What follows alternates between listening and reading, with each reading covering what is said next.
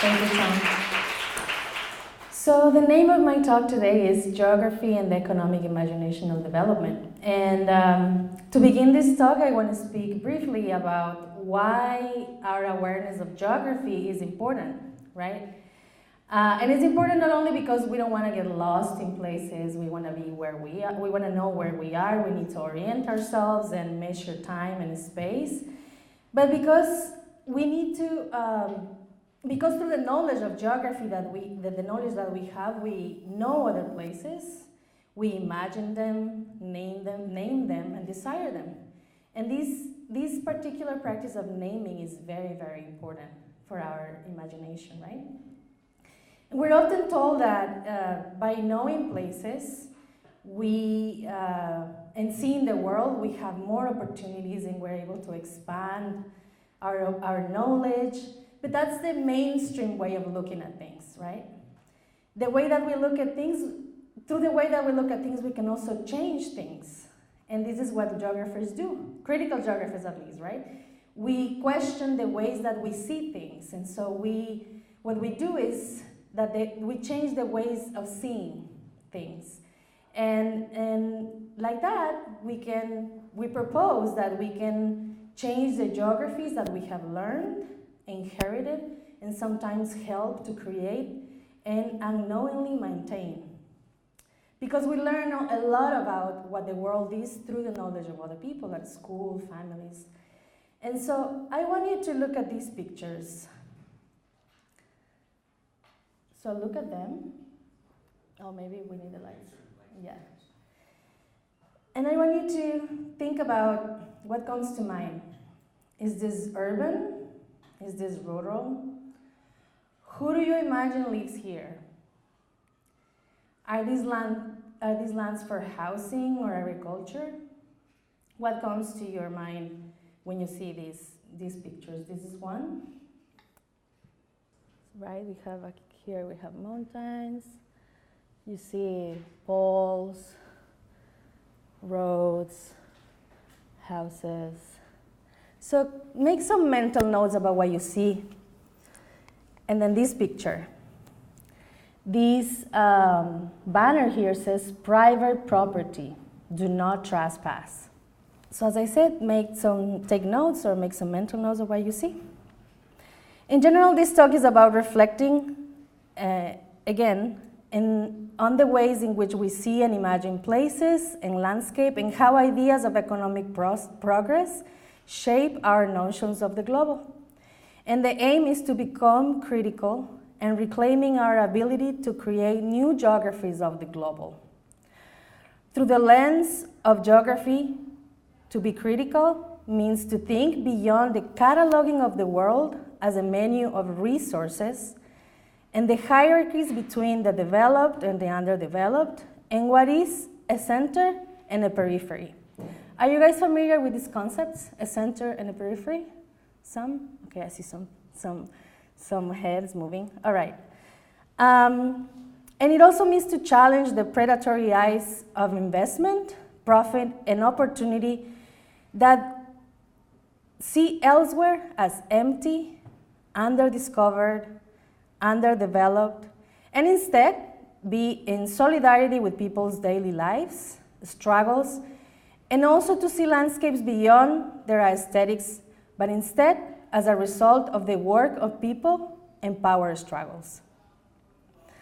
In short, how do we change our ways of seeing elsewhere, the landscapes that surround us, and how do we recuperate our imagination out of the hands of corporate and capitalist globalization? I'm a geographer. These are the basics, right? I'm a geographer in training, and I consider myself a decolonial feminist. I'm from the Andes, what we now know as the country of Ecuador. And my country has the name of an imaginary line, the equinoctial line, right?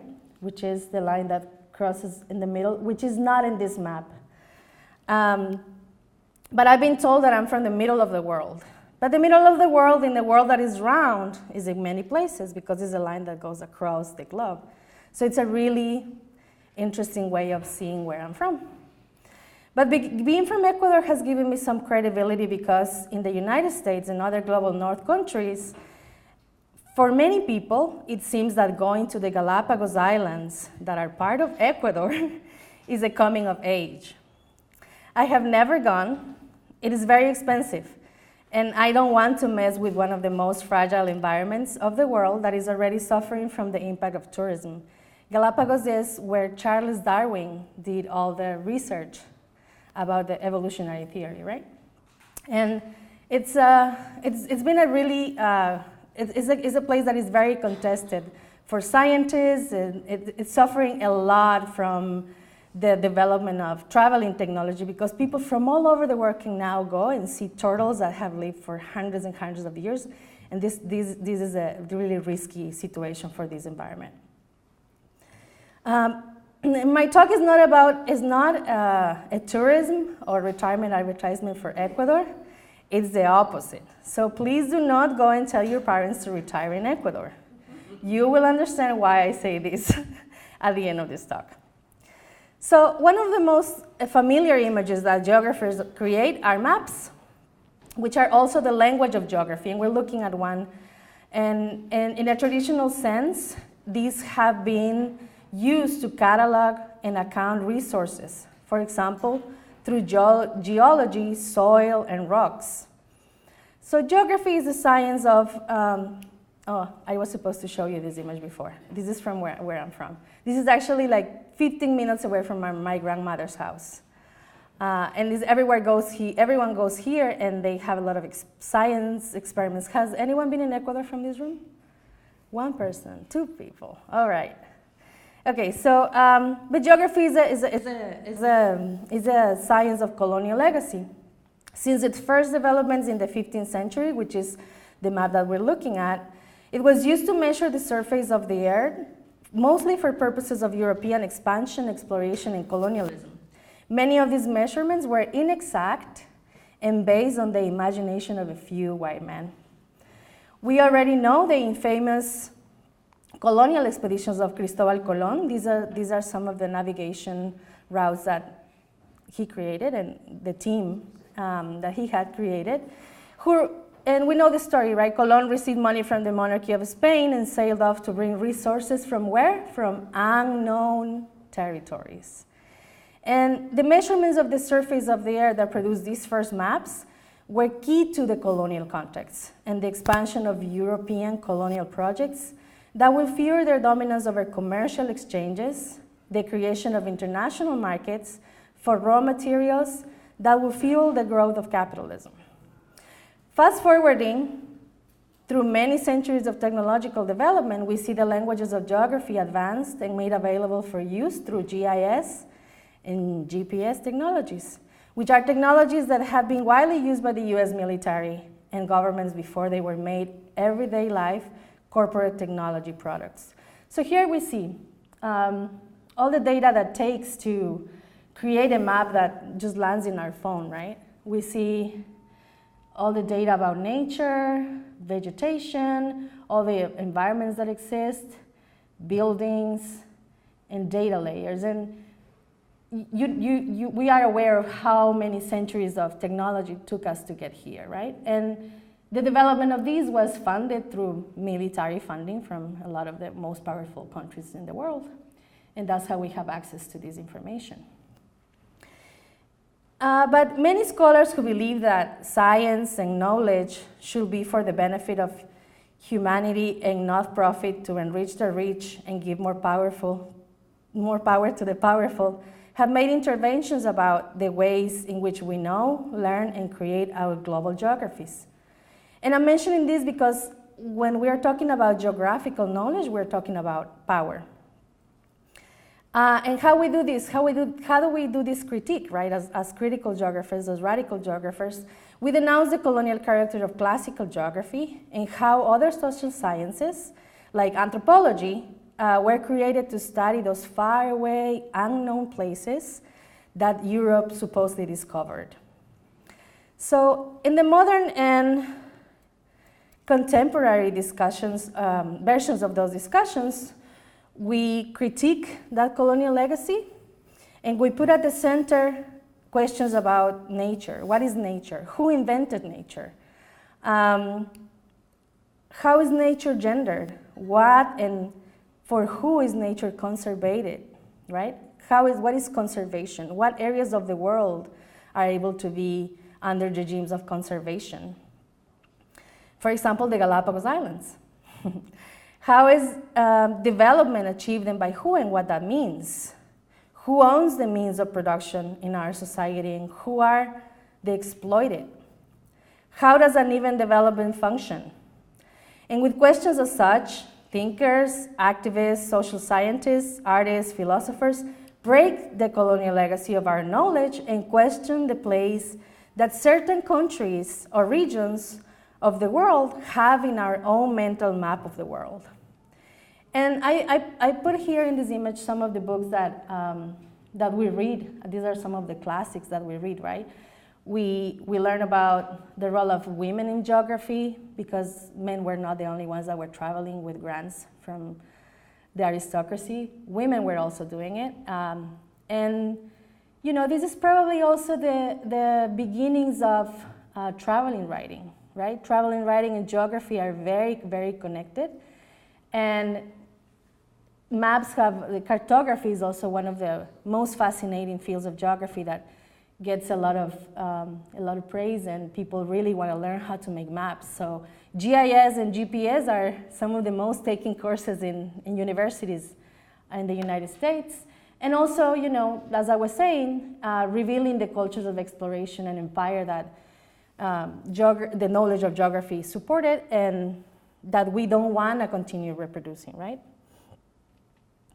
And some of the results of this legacy is how researchers, usually from the US and Europe, got to extract knowledge about seeds, land, and other resources to provide information to corporations that are in constant search for new discoveries and raw materials, right? And so that's part of the cataloging that I'm mentioning.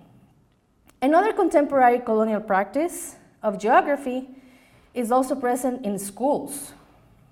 In schools, geography is taught as a catalog of an inventory of places to visit, resources to exploit, and therefore it creates an image of the world's catalog of people as well, like the one that we see in the Natural History Museum in New York, right? Every type of person has a section in the museum. And so this is also part of the contemporary expression of that colonial legacy. And in this map we see, right, this is the patterns of world trade and how silver, silk, slaves, sugar, cheap manufactured goods circulate the world. And this is from the 15th and 16th centuries. And if we think about it, it hasn't changed much, right? We see the regions, and also the grouping of the regions is also part of this geographical knowledge that has supported colonialism and capitalism, right? We see the West Indies are named the West Indies in relationship to Europe, right? And many other measurements and addresses and directions that we follow are based on that relationship to Europe, which is where most of this knowledge was produced.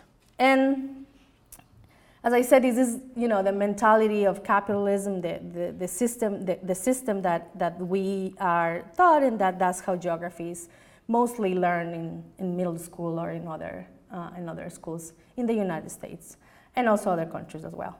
In other countries, we are taught that we were discovered by Cristobal Colón, and that's the narrative that we learn, and we can talk hours about it. But so when I say all this, standing here in New York City, we might immediately ask ourselves, how will the world work otherwise if it's not through the market? The selling and the buying of everything, right? And we see here who's selling, who's buying, what circulates, right? And maps are really great also to hide all the labor and the energy that is invested in all the transportation and logistics of all this exchange. And so as I was saying, standing here in New York City, we have a hard time imagining how would it work without all this market and without the market and the selling and buying of everything. Well, I like the market. I really like it. But I like this kind of market. And this is the market that is arranged by people, not by corporations. The market that sells things made by people who can sell things that they make to their neighbors, who can bargain the price, who are not harming others in the process of making things or getting the materials to make them. It is called solidarity economy, and it doesn't look for global domination, and it's based in reciprocity. Although if we start making, in geography we also learn a lot about, some of us learn a lot about political economy of things, and so if we will start thinking about how all these fruits were produced, we will also get very depressed maybe, because of the banana plantations that and how they work and all the workers. But this is the way of thinking that I'm talking about, right? To like undo the preconceptions that we have about how things are produced, how things are transported, how things are sold. And so this is a great market in the city where I am doing my dissertation in Cuenca, and you will learn more about the city in a little bit. And so when geographers like me engage in critiquing global capitalism, we propose that capitalism depends on the exploitation of human labor that is unfairly extracted for profit. And here I have two amazing murals by Diego Rivera who capture that, right? Frozen Assets and Detroit Industry. And here you can see the unearthing of that labor and inequality in some depiction that is really well done. This is the image on your left is in New York City, I believe, if you can recognize it. And the other one is in Detroit.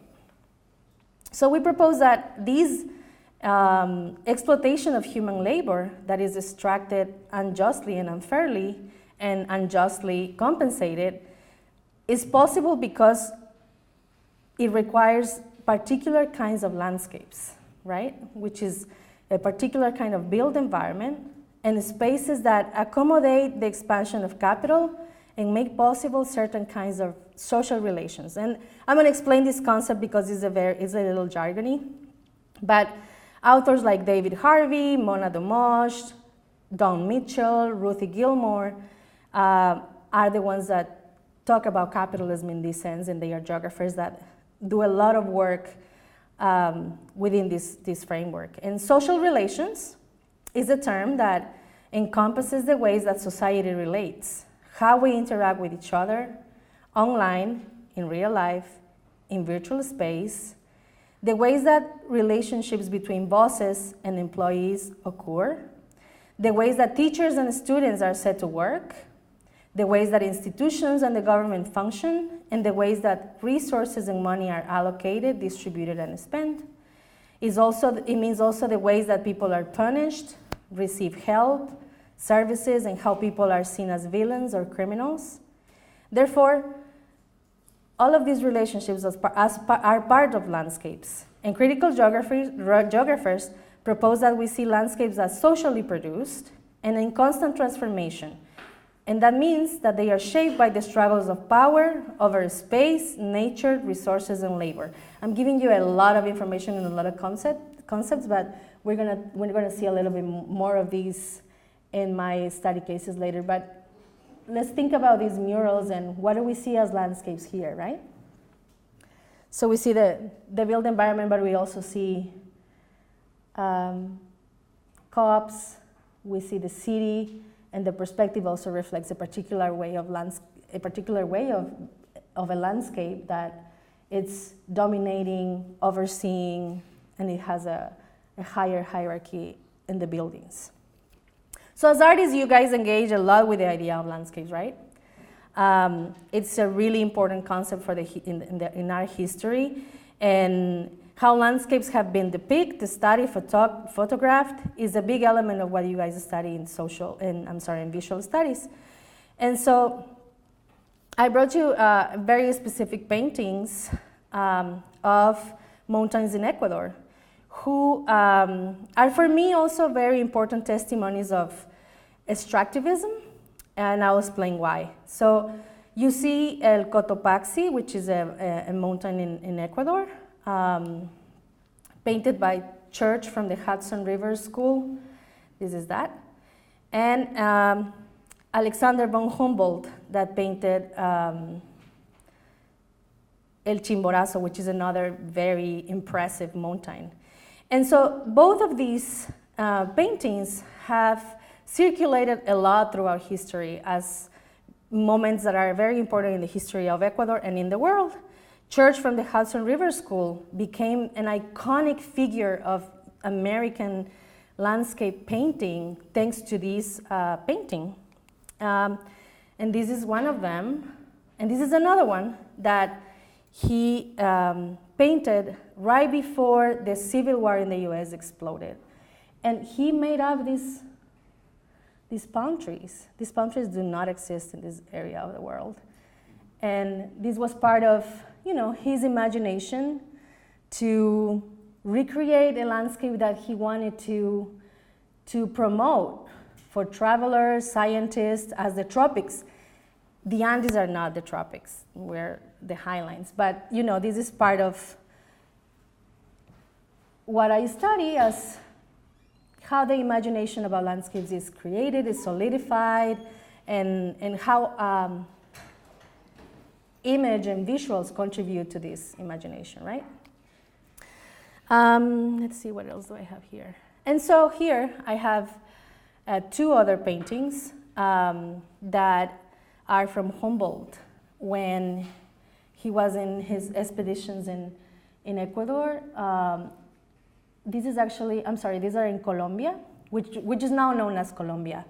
And we see, Humboldt here, surrounded by indigenous people in a very remote place, very luscious vegetation. And here, if you see, this is how they used to get there. Indigenous people used to carry them in chairs.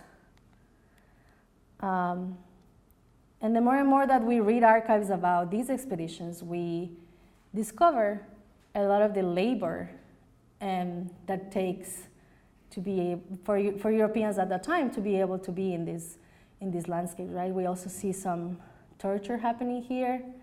But these are some of the poetics of the landscape that they were depicting at that time about South America. And the expeditions that they did at the beginning of the 1800s were the motivation for future expeditions, right? This was not just one time. This motivated a lot of scientists and a lot of other explorers to come to South America. So you see here some invented tropics, as I said. And also it was a nostalgia also in some ways that reflected on what Europe has lost, right? But by this time, Europe had already exploited most of the resources they had. Nature was suffering a lot of pollution already. And this was the new world, as we know in the narrative that is taught to us. So I think I'm going to go a little bit faster. I don't know how I'm doing with time. Am I good? Okay. Okay, cool. So the goal is to look at landscapes more than as a text to interpret, right? Beyond the technique, the composition, the light, but rather as the sum of encompassing historical, economic, political, and cultural materialities. And these can enrich our understanding about the ways that geographers can explain the built environment, the transformations of the built environment, that are a testament of the practices of production of life, class conflict, and labor that shapes our world. I think that was supposed to be for this image, what I just said. But I wanted to show these too, because this is one of Humboldt's most famous images about vegetation in the Andes. So this is a way of reading landscape, right, that he invented. And so all of these letters here are the kinds of plants that grow at different heights in the mountains of the Andes. So he spent a lot of time and years studying these, and as I showed before, all the trips that they had to do to go to these hills were done by women and men that accompanied them and showed them, right? It's not that they were there by themselves, just figuring it out. There was a lot of labor and a lot of violence involved in all this knowledge production, and also, as I call it, extraction, right? Because that's what these practices are. And so for me, how to do geography without replicating this is the question of our times, right?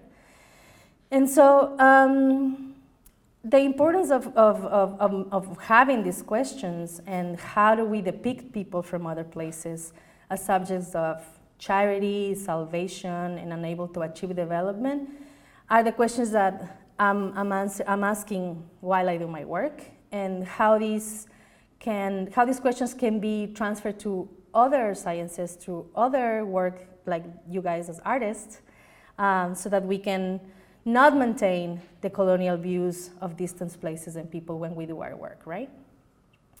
And so in my research in Ecuador, and I go back to this painting because these landscapes have been, as I said, have been distributed widely in the imagination of Europe and the United States as what the Andes are. And I'm interested in how places are transformed, imagined, and produced, and how they become desired and available for consumption in markets, in the global markets, right? And so Ecuador has, although it has been known as a place where researchers go to do research, like Charles Darwin, Alexander von Humboldt, for most of our history, we have been considered an underdeveloped country, a poor country, with a very unstable political situation. And suddenly, in 2008, we become the best place in the world to retire. In 2008, we were ranked as one of the best places to go live because of the costs of living. And why did I choose to do this work? Is because I'm from Ecuador, obviously, but during the time that I've been living here in New York, I have been following how this particular region of Ecuador, right, is the southern, Peru is down here. I did this on purpose, like a floating Ecuador, so that we don't really know where it is. But because this is how people choose to move to Ecuador without knowing where the hell they're going. But this is the region, Cañar and Azuay, and Peru is down here. And I chose this region because this is the region where most migrants who live in New York City, in Queens, Corona, are from. And this is the same region where a lot of this buzz about retiring is happening. And so this is where I am at with my research right now, right? I went to interview people that are participating in this transformation, that are making these places, who have been really affected by migration and economic inequality, suddenly very amenable and attractive for investors. And so you can see house hunting in Ecuador, New York Times real estate section in 2014.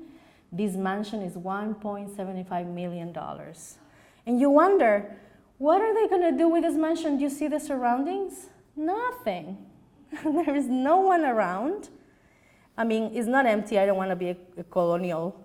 I don't want to have the colonial view, but there is not much around in terms of, like, if you want to have this lifestyle, it just seems really odd, right? And then, as I said, Ecuador just constantly keeps showing up in all these marketing platforms for retirement, international retirement.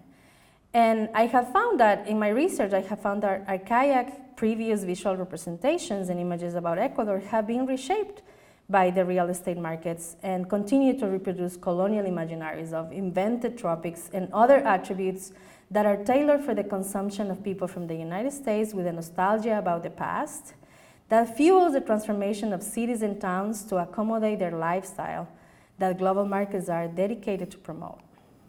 I wanted to show this image of one of the websites that promotes land in Ecuador. I don't know why there's a Buddha there, but you know, you get an idea of how all these myth creation happens. And this is a website called Abundant Living. They are two entrepreneurs who left their jobs in Wall Street 4 years ago and started their own venture capitalist company in the southern region of Ecuador, further south of the city that I'm studying, but they are very militant in curating a folder of properties to sell at the prices that I showed you before, $1.75 million, and this sort of buyers.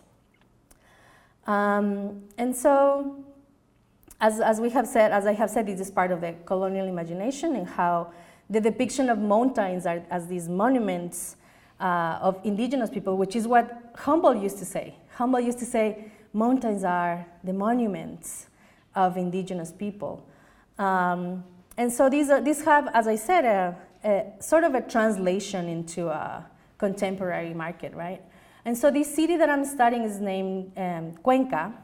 And Cuenca was declared, I'm not sure if I'm translating this right, but Cuenca was declared a Patrimony of Humanity by the UNESCO. Is that what the name is? Yeah, I think so. Yeah, the World Heritage. World Heritage in 1978, the year I was born. I just gave you all the information. And you know, I chose these images because there's only 2 of them in reality. Here we see 6 of these churches. But this is how they are very exaggerated in promoting Cuenca as a colonial place that will welcome you, and where you can live a life where you don't need a car, as in the US. And in many of the interviews that I did, many people where Americans who are living now in Cuenca will say that this city reminds them of Brooklyn in the 1950s.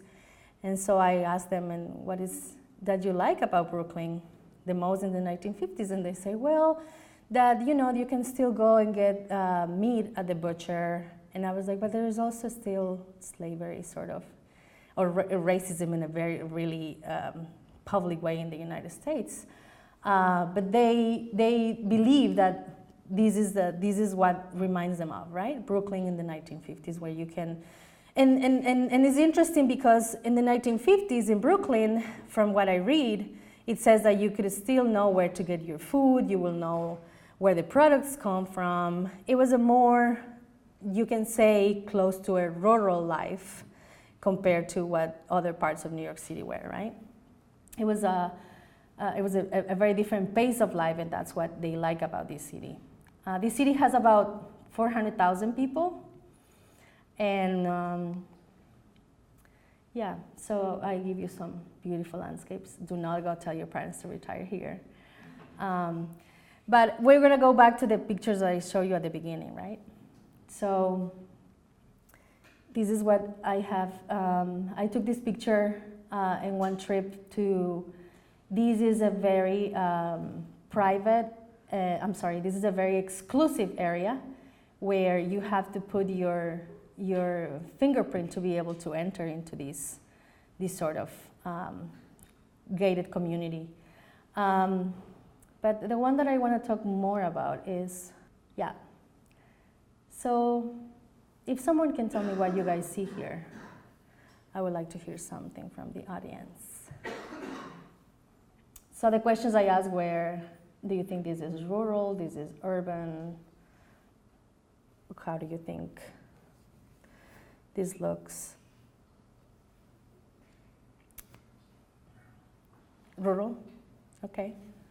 Yeah, we can say it's rural.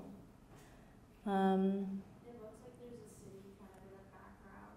Right. It looks like it's kind of on the periphery of Right. a more urban center. Right. Thank you. Yeah. Yeah. It looks a little bit like a suburb, right? Yeah. So it was, yeah, and I was working with most of the people that live in these houses, and these pictures, where the goal of taking these pictures was to convince the local government. I took them with a drone, and the goal was to convince the local government that this is an active agricultural area, that people are still growing crops, because the local government of the city is threatening to do something similar as a rezoning in New York, a similar plan to make this area a residential area. And so the families that live here were trying to demonstrate that they have crops, because the government usually goes and take pictures when there's no crops, when they all have been cultivated already. And yeah, these roads were created by the people that live there. So that's what you see. See, you have roads in the middle of the crops too, or access roads, right? This area was just recently, a couple of years ago, has drinking water available. And another important thing about this landscape is that a lot of these houses are built with the money that migrants sell from New York. So I'm showing you here a very global landscape, right? A lot of these houses you see are usually, people don't build houses this big in this sort of area, so you can see that they are taller. See, you see, this is a really big house. And in my work with them, I was documenting what they thought about the government plan was going to do to them and how they felt about it, right? So this is another beautiful view. One of the main assets for this area is the view, right? Because they are located in a really high point of the mountain.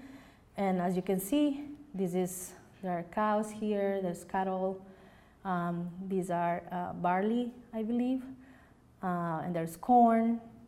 And although these are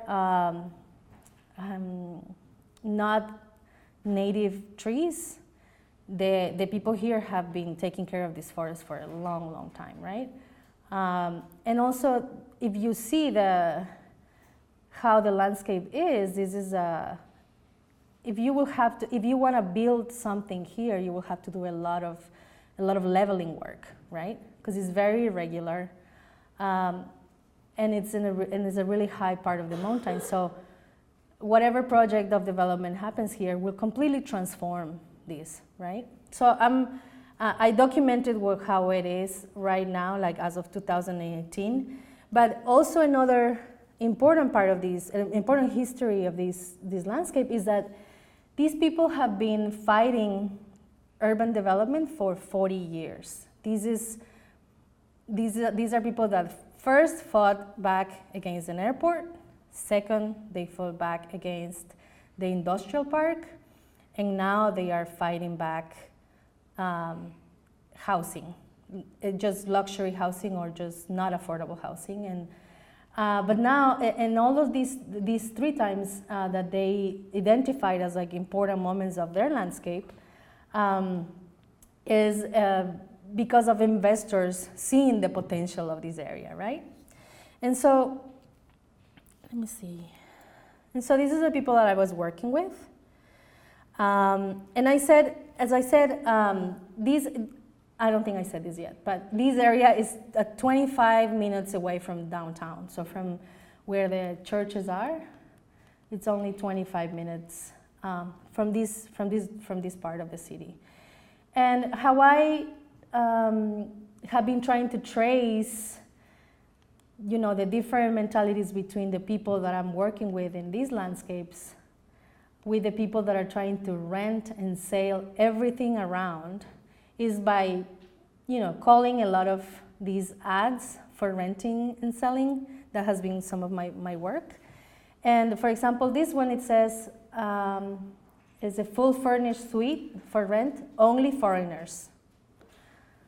We also have a lot of development in the way that people advertise. Before in Ecuador or in this city, you weren't able to look online, and these are some of the new ways that people are advertising, which is,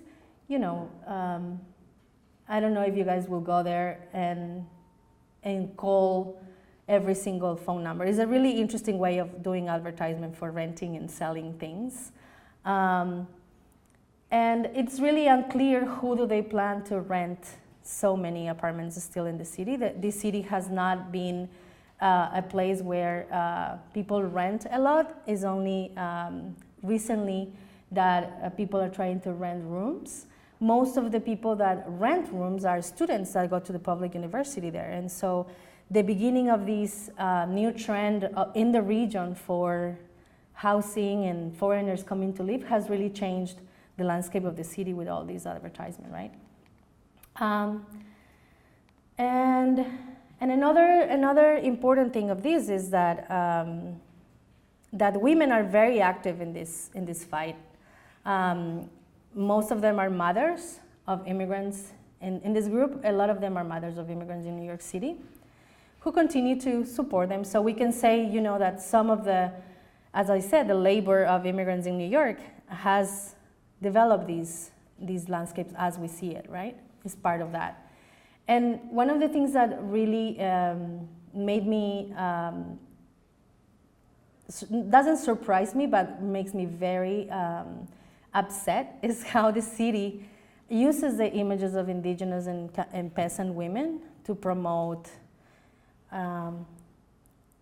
tourism in the city, and at the same time they're the ones that are being displaced, and so their labor is completely undervalued, right? They are the ones that are taking care of this land. They are the ones that do all the agricultural work, and some of the things that they used to organize, which is very difficult because they are, although it's 25 minutes driving from the center of the city, it takes them a long time to get to the center of the city. Nobody's going to go see a protest in their homes, So the amount of traveling they have to do to be able to make their demands, it's really exhausting and difficult to bring to the attention to other people, to build solidarity, let's say. And so one of the things they were saying is that, how is that the government now is looking at this area as a new place? Why is it that they are when for 20 years we have never heard from the government about our standing demands for improvement of roads, water, and sewage infrastructure? They have been demanding that for 20 years and no one has responded. So although they are landowners, now they are confronting a government that is trying to implement this territorial development plan that proposes to build 300 units of housing and more than 2 large-scale parks and a market, right? And Ramona, who's one of the most active members of the defense committee of the neighborhood, and there are 17 neighborhoods that will be affected, shares that they have raised most of their children with their work in the land, right? The agricultural products that they go sell in the market that I showed you before. And she was sharing that although they are able to pay their education of their children with that, their children have to return after finishing school or college. They have to return to work on the land because there's not enough jobs, which we already know is the story elsewhere too, right? And then what is different about them is that they are not opposed to some things that could benefit them from the plan, right? So we find these a lot in communities that are fighting against forced government intervention in their neighborhoods or in their towns. And for example, they do want the building licenses that will allow them to divide the land and give their children homes, for example, right? So, so these are some of the things that they claim, and they also are participating in the selling of the land, right? Because it's, after all, a source of income that they have, and is their savings. But what is different than the mentality of the real estate, for example, which is what I try to, I try to trace what is the difference between what a real estate person thinks versus what a working class person, owner of land, thinks, is that one thing is that Ramona was saying that the Department of Planning, when they come to see the area, they see empty areas, right? So they write a report saying these areas are empty, there is nothing happening here. And she said, well, it's not empty areas. These are pastures, this is vegetation that is food for animals. There is organic matter that we use to nurture other plants. And this is not empty. The land has to rest. But people in the city don't know because they don't know about agricultural work, right? And so they come and treat us as ignorance because as if like we don't know about life, our own life. And she will continue saying that they come with complicated language to tell us that we're gonna. They come to with very complicated language to simply tell us that we're gonna be kicked out because they use all these technical words to just tell us that, right? But what they were questioning and how they were doing their campaign, which is I was helping them to produce some images and do some media work. Is that they were saying, it's very simple questions, right? And which is part of this economic imagination that we're talking about, which is what are we gonna eat? If they put all that cement here, we're not gonna be able to eat cement. We already know that money runs out very quick in the city, and at least with our land we can still grow and eat food, but if that's gone, what are we gonna do? And so the leadership of women with these kinds of demands is very, very important for this movement, which they also don't identify only as peasants or as city people. They are living in an area which is ambiguous for this, and that's part of the weaknesses in front of the government, because the government is asking them to identify, are you urban or are you rural, right? And they don't have a straightforward answer because they live in this in-between space between the urban and the rural, which is very difficult for the government to govern, right, to control. And so what the paradox, as I was saying, with the leadership of women is that although the city uses the image of women and the identity of the city as one of the assets for people to move in and to promote that they are close to millenary ways of life, indigenous ways of life, that they produce clean food, and that they respect indigenous people. And this is a paradox with what they are really doing, which is nothing new in the stories of our cities. In New York City, we see the city taking a lot of pride in being an immigrant sanctuary city, and at the same time, we see the continuous displacement of immigrant communities.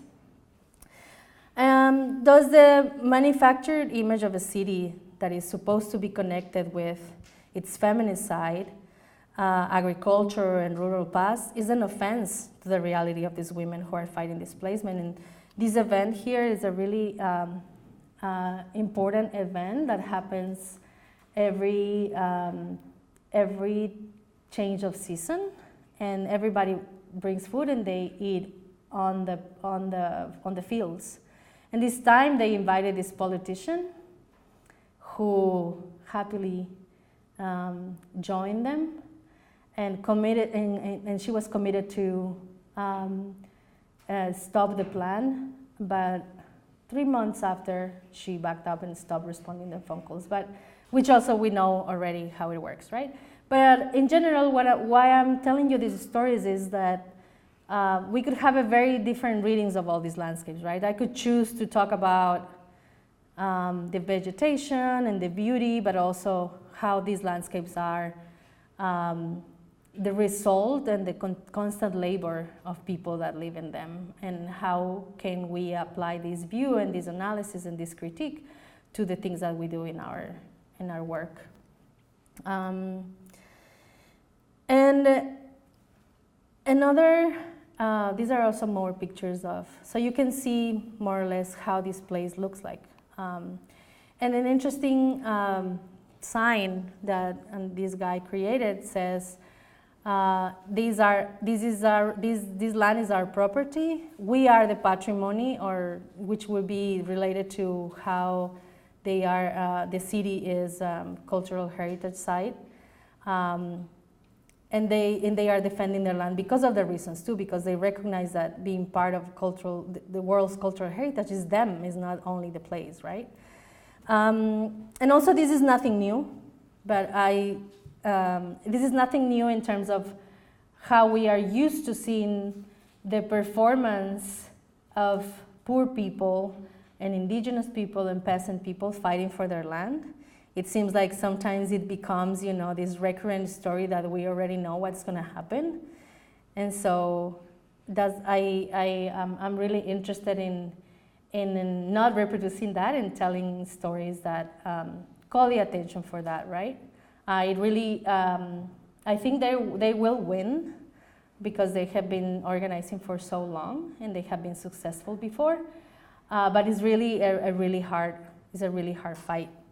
And so another, this is the last picture, but one of the things that fascinated me the most when I was interviewing people and working with them during their meetings is that I met Teresa, and she's part of the defense committee as well. And we were at a planning meeting and we were discussing how is that they suddenly want to invest in Sinincay, which is the name of the parish, right? They were asking themselves that question. And there was a question of what it means for them surplus value, because these are the terms that they use while they are asking people to sell their land. They tell them, well, this is going to bring up the surplus value of your land, right? And so they have had a lot of experience with government saying this for years. It's not that they don't know, but they were being analytical about it, right? And some of the things Teresa was saying is this, and it really, I think, captures the difference between what a real estate person says and what a person that has some sort of opposition to certain things about private property will say, right? And so she said, for them, it's like if money and bills are buried in the ground when they see it. When they see land, they see bills buried underneath.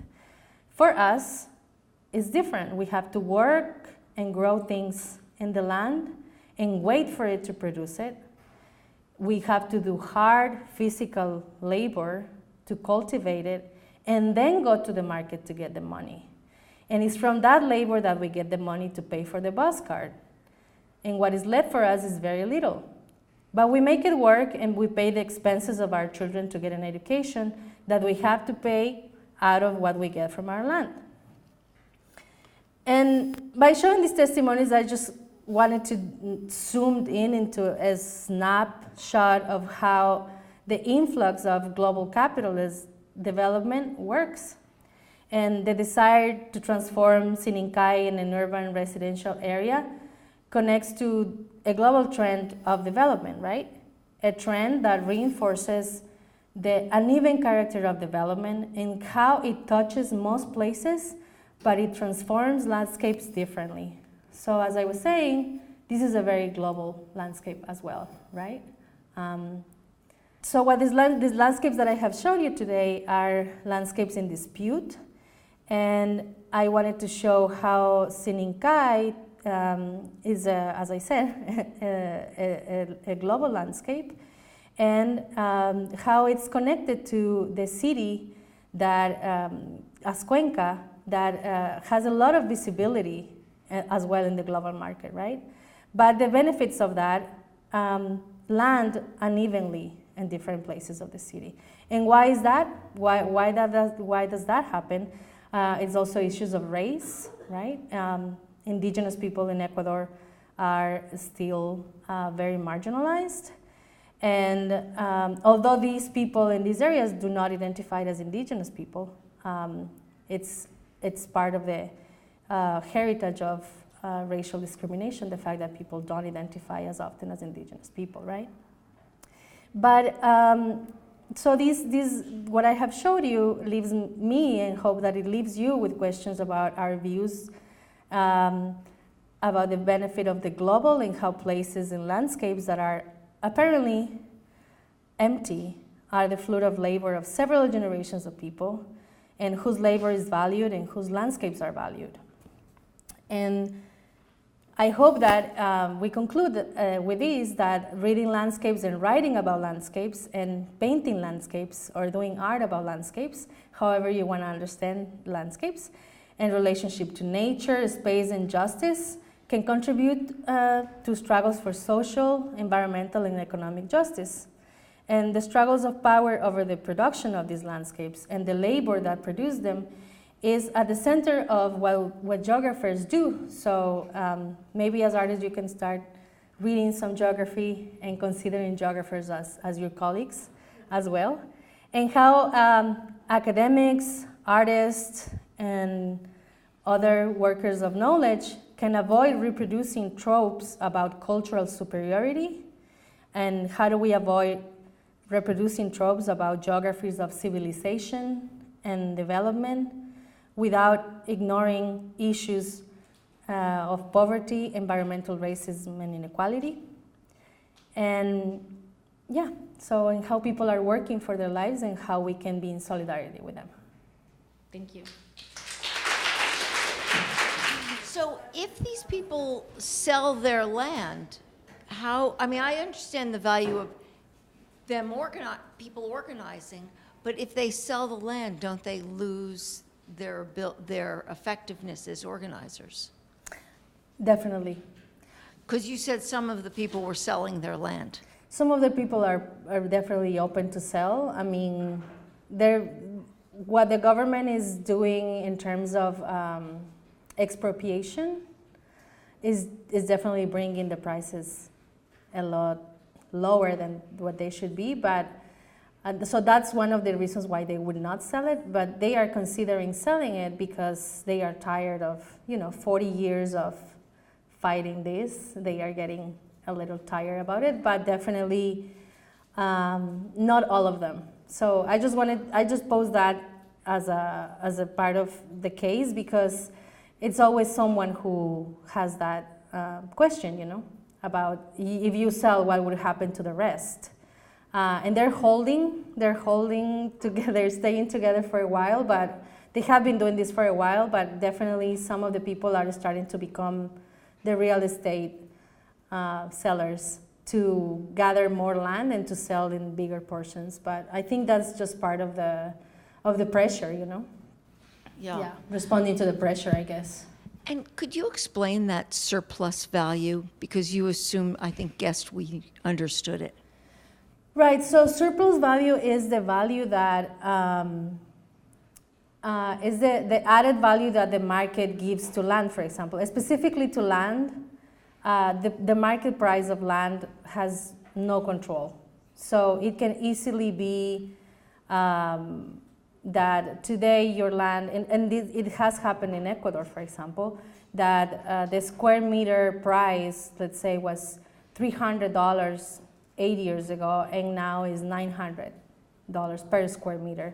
And so the surplus value is basically that extra value that is added by, in the case of land, because in the case of labor is different, but in the case of land is basically a speculation, right? And so they use this, they use this term instead of using speculation, because I'm using the term as the real estate people use it, right? They call it plusvalía is in Spanish, and it's basically this very magical idea that your land is basically magic, which is most capitalist formulas about money and everything are magical. We don't know where it comes from, right? But this idea that they see the future of this place and this land to be more expensive. And it's just that they raise the price. It's nothing besides that. Yeah, I hope that answered that question. Okay, cool. I just had questions in terms of tourism and travel and how to do that ethically in places such as Ecuador where there is such a drive to go, and especially when you don't know an area. Like I have family in Brazil, so like when I go to Brazil, I stay with them. I know what to do, you know, it's not so much exploitative, but when you go to other countries like that, especially in Latin America, right. It's just, I always want to go traveling there, but I'm not sure what's the right way to do it. So, I mean, I think ethical travel is a very complicated idea for me. I think that there is a lot of work being done actually by people who are writing about decolonizing traveling. There's actually lots of blogs about it. And basically what I think can change the experience of a trip that doesn't do harm is when you have people that you know in places, right? That's one thing. When you have built a history of a relationship with a place. And I think that when you also do your own, I think, research, and although it sounds very weird to say that you're going to research before you go on vacation, I mean, I think it makes sense, you know, like going on, for example, going on cruises, is that how you say it? Yeah. Going on cruises, for example, is a very unethical practice, right? Not only because the places that they choose to go on cruises and how you are completely harbored from the people that you're visiting. So I think that some of the hints that I have, I actually, and I know this is going to sound weird, but I don't like to travel that much. I do not like airports. I hate crossing customs everywhere. So my sister makes fun of me because she's like, you're in New York, you should be traveling the world. I'm like, actually not that interested, you know, but I understand if people want to, but this is the whole thing, right? Like being interested in learning about the world or visiting places where you land without knowing anything about it is not really changing your perspective of many places, right? And so I think there must be some people that are thinking about ethical ways of traveling. I think that, as I said, if you have relationships, I have gone to trips in Latin America with universities that have been very life-changing for me, you know, for conferences. But, you know, just try to at least find an event that will make you be with like-minded people, and then you know that will not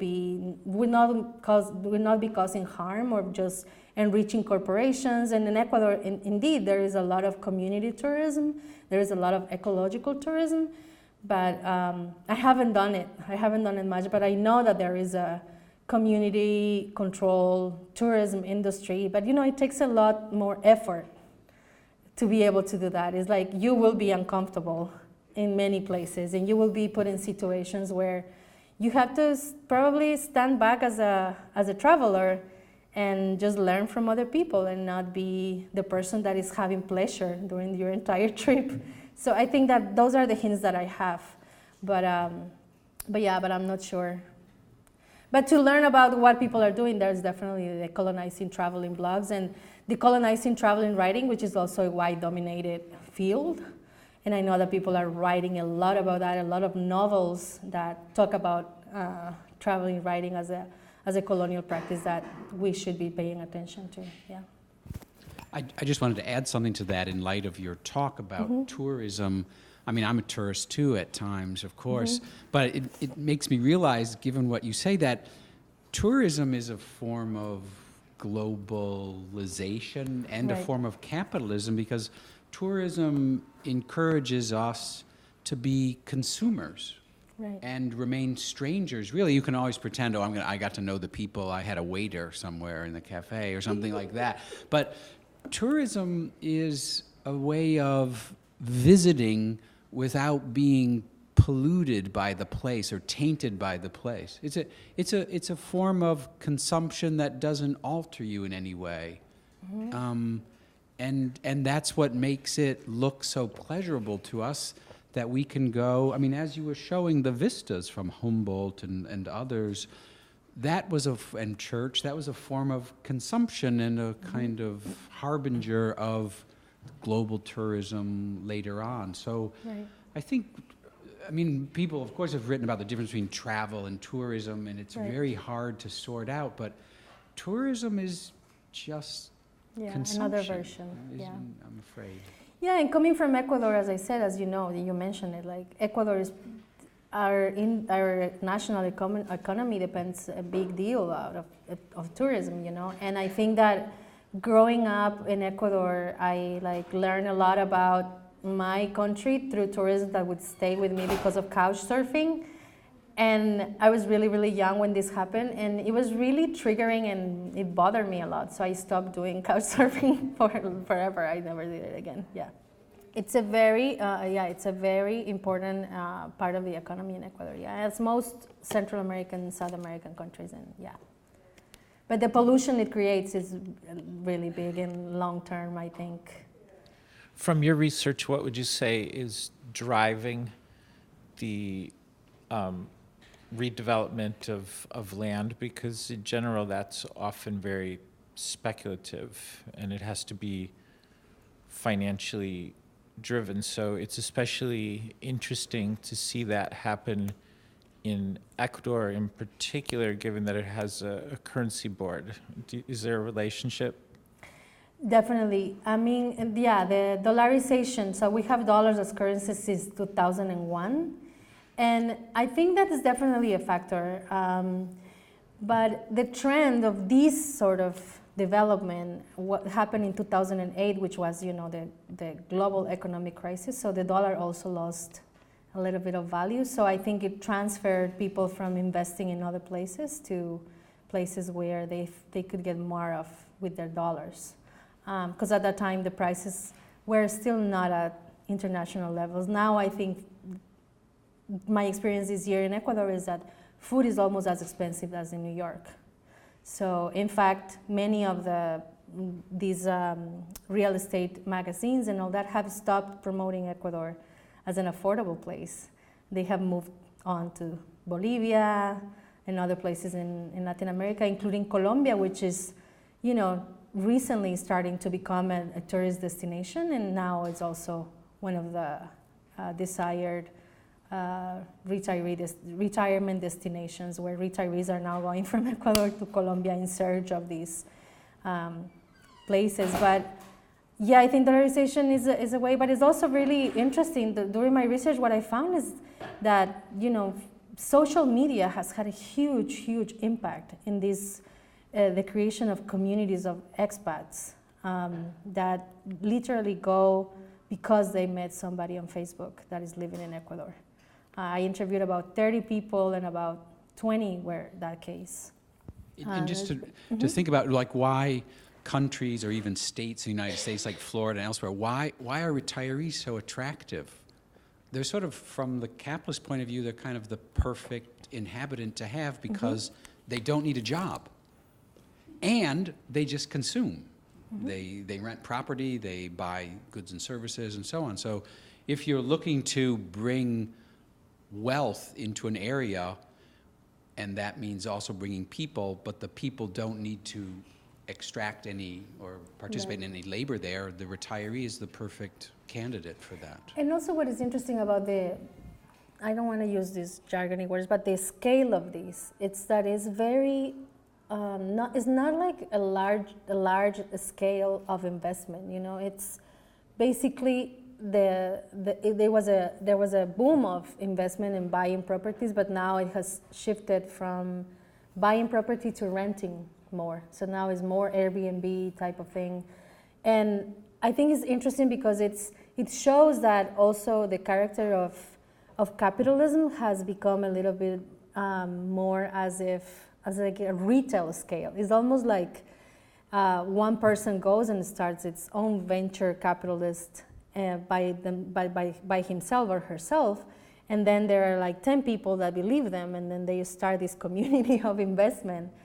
And then in places like Cuenca, that has a big impact because they end up buying a building that elevates the prices of an entire neighborhood. So it's really interesting to see how these access to technology have facilitated this scale of communities and relationships that don't need to be huge or have a lot of members, but they come together and then they create these investments that are really harmful sometimes. And it has happened, I think, in Ecuador, again, in the coastal areas, is happening in the same way. There are 2 or 3 people that go and buy not that big pieces of land, but they build things that are financed by banks in the United States that don't ask any questions about lending money at high interest rates,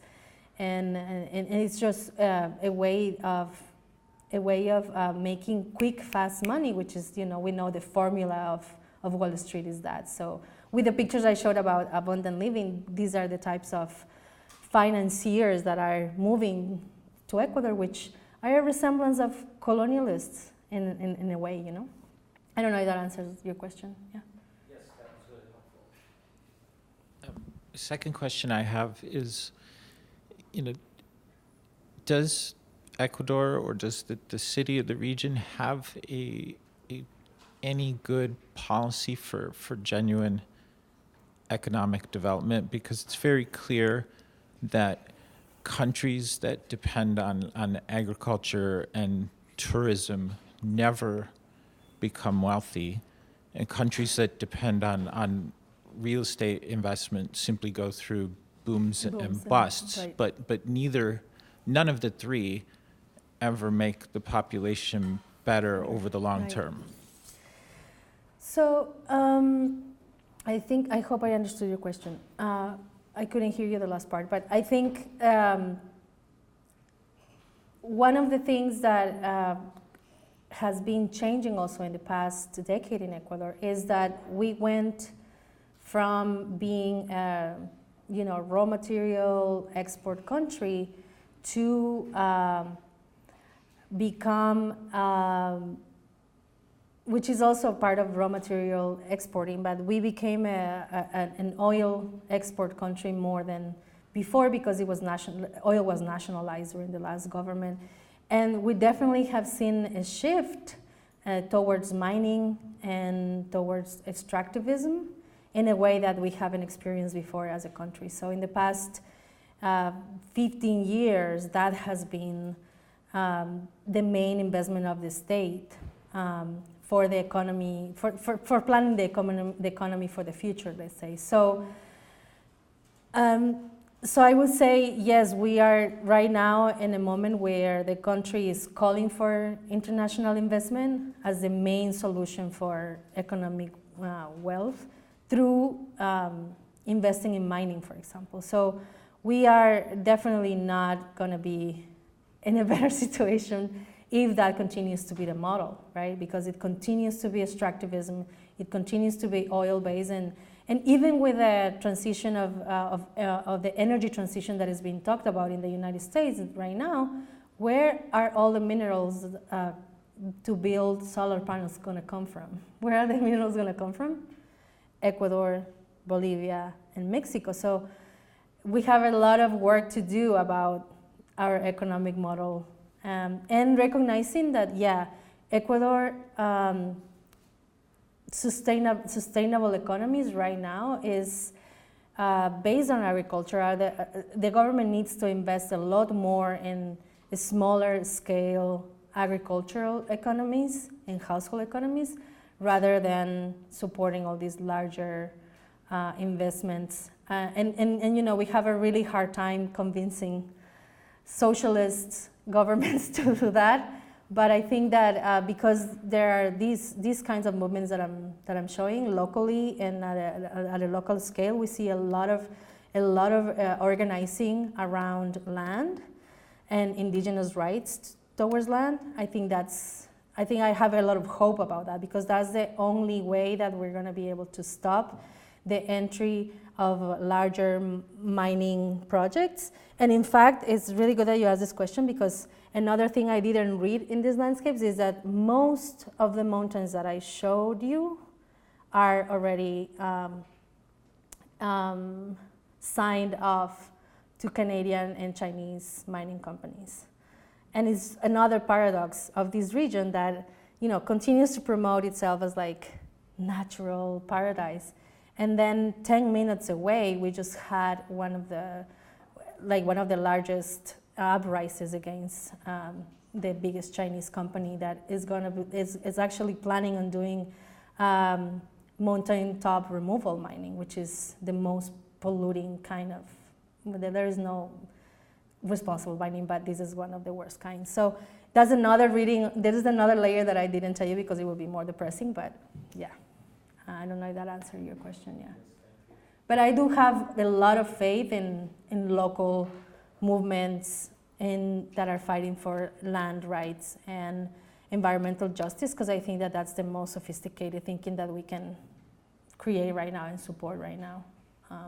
And Ecuador, has a huge history of fighting oil companies, and we have not won yet, but we have created the precedent of really important, large, and very large and global cases against oil corporations that I think are going to be able to provide material for other countries to fight this.